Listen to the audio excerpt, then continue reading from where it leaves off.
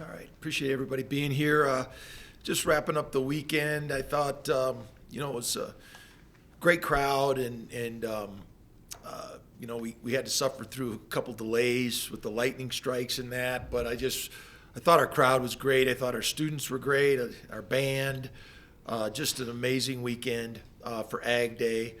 And I was proud that we got the win. We've had a couple games where we had to fight through the mid part of the game and really had to play hard in the second half to win. And I think that shows some understanding of our football team of the things that have to be done to win games. At the beginning of the year, I was really certain that most of our games are going to be like this. I just think we have a good, talented team. We have a lot of guys learning how to play. And that was evident when we watched the film. We had some really quality performances by a number of players. We emphasized throughout the week that when we take the field as a team, we want to play to win. And there's a difference. There's a difference between playing not to lose and playing to win.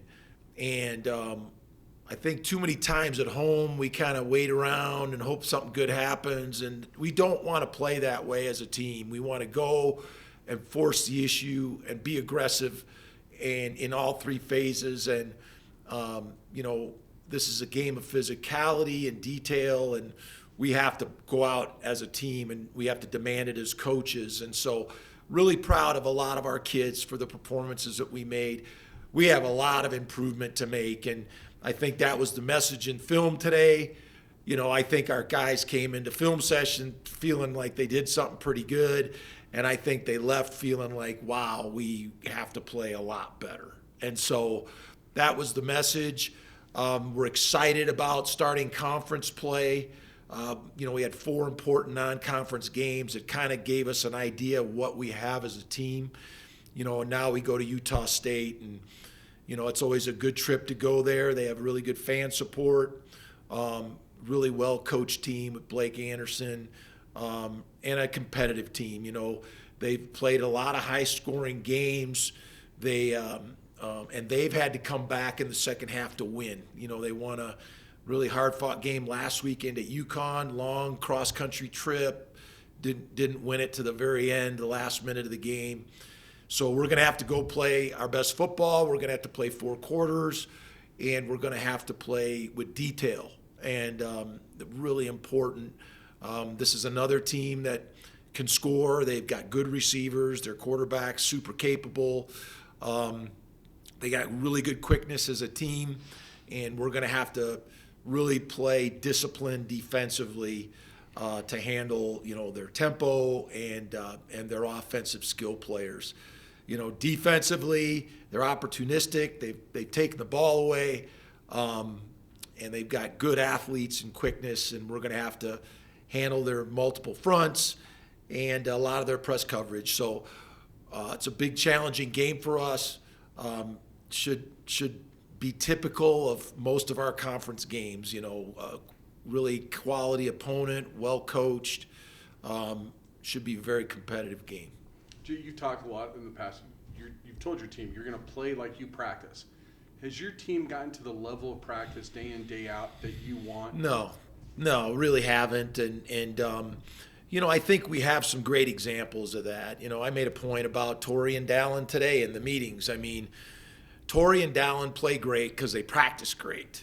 And, sometimes it's hard for young kids to understand that the way that they prepare, the way they watch film, the way they watch special teams film, the way that they really focus on the details of what it takes to play well, that's how they're going to perform on Saturdays. And we had some guys do an amazing job of that. Torrey Horton is one of the best practice players I've ever been around. Romeo Dubs was the same way, and Torrey learned from Romeo.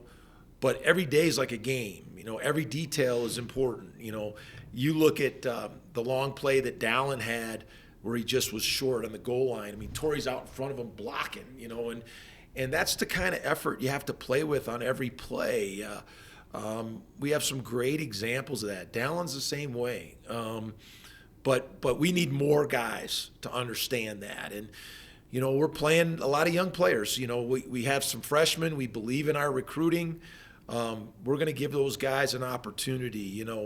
TJ Crandall is going to start playing a lot. He started this last game. He's a good player. And, Jalen Gardner's going to play more. Boom Jock's going to play more. Kennedy McDowell, Jamari Person. We're going to play those young players. And they have to step up. And, there's no youth is not an excuse for not playing good. If you practice and you listen to your coaches, you can play good whether you're a freshman or not. So what do you do as a staff, and what do you as a staff ask of your leaders to get that group to start practicing the way you want more consistently? I start with my coaching staff, and we are going to play guys that prepare the right way. And we have enough good players. Last year we couldn't say this, but if a guy is not, I'm from the old school. I believe in what Bobby Knight said. The best motivator is the bench. If you don't do what we ask you to do, then you need to sit on the bench, and that will get a guy's attention. The only thing we can control as coaches is playing time. Who's on the field, and who's on the field should be a representative of what we're asking the players to do as coaches.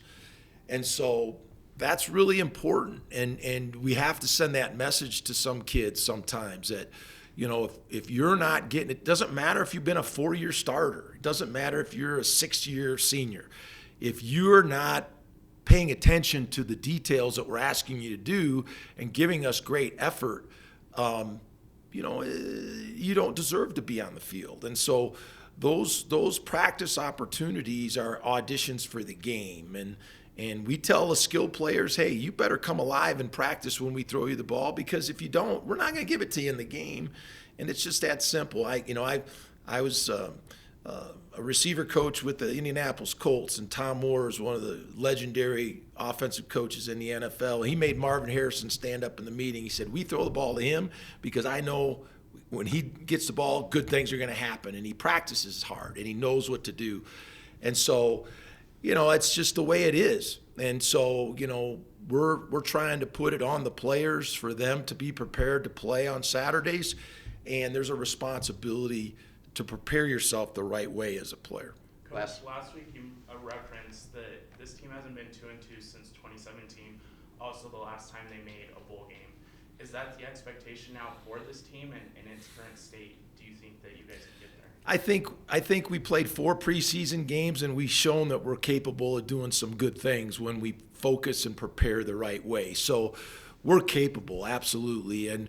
But we have to make the next step. And I reminded the team, our leaders have to remind the team, we have to start over every week. Every team we play wants to win. They have good coaches, and they have good players. And so, you can't really take anything from last week's game except the things that you learned from it, and try to use it to help you be better. And, we have to have a group that understands that, and we have to have leaders that understand that and really emphasize it with the rest of the players. How much more prepared is this team for Mountain West play than a year ago, when obviously the first month there was so much change, turnover? Yeah, we're more prepared. I think this preseason really helped us. We've had to go on the road and play some good teams. We've been tested, and we've been behind, and we've had to come back. And we've done some really good things in all 3 phases. And, every coach is looking for consistency. And so that's what we're pressing with our guys. And I think, it's an educational process, is that, everything falls back on your preparation, your attention to detail. And, detail and physicality win football games. And so we have to be the more detailed team. We have to be the more physical team. And those are the things that last in this game. I was wondering, your kind of flag bearers coming out of the tunnel for game days. Did I see, or you say sometimes those are kind of scout awards for the week? So every week on Fridays, we honor the scout players of the week, and those guys end up being the flag bearers many times. And so they lead the team on the field, and so we try to recognize those guys. And that's part of our preparation, is getting a great look. And we've been getting a great look from our scouts. I want to say this is probably the best look we've gotten in years of our scout team, imitating our opponent with all the different blitzes and coverages. And that is tremendously helpful in preparing a team to play on Saturdays. We actually want practice to be harder than the game. And in many cases, we put our guys in the worst situations in practice so they can figure out the problems, and our scouts do a great job of that. You talk about the attention to detail. You bring that up. Is that more important in conference against teams that know you, and especially looking at Utah State? I think it's 4 straight losses to them, 3 of them by touchdown or less. Those are the games that details. Absolutely. When you play a familiar opponent, you know each other, their strengths and weaknesses and their tendencies, and so those details really come into play. And, I really was disappointed at our special teams play. I thought we won the game, we won that area of the game, but we left so many opportunities on the field. And, and that's the thing, one of my heroes was Ted Williams, understanding when you get a pitch to hit. In football, there's so many situations. If you understand what a team is doing and you get that opportunity, those are pitches to hit in football. And we missed too many opportunities in special teams last week where we could have made big things happen. We have good return men, and those are weapons for us. We want to take advantage of that. We think Torrey's the best punt returner in the country, and we want to give him an opportunity to make plays. And so, that's part of football. You get so many opportunities in a game, and you have to be ready to take advantage when you have an opportunity to strike. You talked about playing young players. The first one you put on the field was Newer this year as a starter. What have you seen in his development, considering he didn't get to play at all last year? And how's his progression been in your eyes? Just constant improvement. And Newer is a great practice player. He listens to the details. He's relentless in his effort. I give a lot of credit to Mo Camara for that, because Mo's been relentless, and he sees Mo work. And so that's what gets passed down from the older players to the younger players. Our young receivers need to take what they see from Torrey Horton. He ain't going to be around here very much longer. So I'd like to say that he would be, but, I think he's leading the country in receptions right now, and be a fool not to give him the ball more. So anyway, that gets passed down from player. Newer is going to be a tremendous player for us, and I think he's just going to get better every week. What do you see him doing well? Because he hasn't gotten to the quarterback yet for a sack. Yeah. He's got some hurries. But he's been good in terms of tackles for loss in the run game. He's been disruptive. He's so long, and he's very fast, and he has ability to be slippery. And I think his pass rush is just improving because he works so hard. Pass rush is more about being relentless than anything else. And, Newer's got that quality in him because he works so hard. And he's one of my favorite players because he just never complains about anything. He brings a great attitude to practice every day. And I just know that that's going to pay off for him in the long run. What about this Utah State team presents some challenges? I know I think they're second in the Mountain West right now in scoring per game. That might be a little bit skewed by one of their non-conference games, and then they might have to make a quarterback change going into this week. But, yeah.